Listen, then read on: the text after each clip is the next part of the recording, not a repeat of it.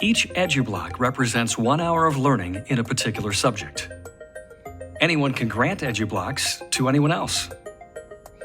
You can earn Edublocks from a formal institution like a school or your workplace. But you can also earn them from individuals or informal groups like a community center or an app. The ledger makes it possible for you to get credit for learning that happens anywhere, even when you're just doing the things you love. Your profile displays all the Edublocks you've earned.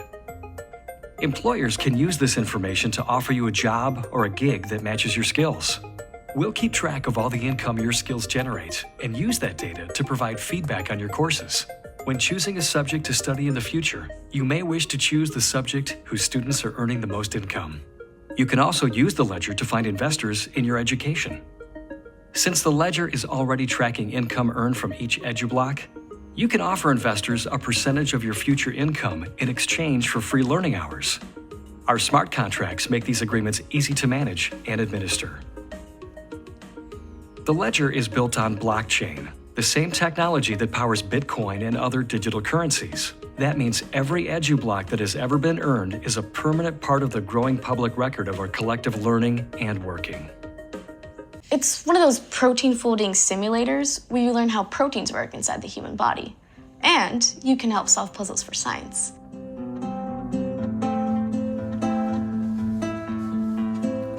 Every time you solve a puzzle, you earn this biochemistry Edublock. And the better you get at it, the harder the puzzles get. Well, I guess I got pretty good at protein folding because one day this trophy showed up and they started giving me super hard puzzles working on these mind-blowing structures that even the real scientists haven't figured out yet. But wait a minute. I'm one of the real scientists now, actually, because I'm not just earning Edublocks now, they're also paying me for every puzzle I solve. This game is sort of like my first class in biochemistry, and it's also my first job.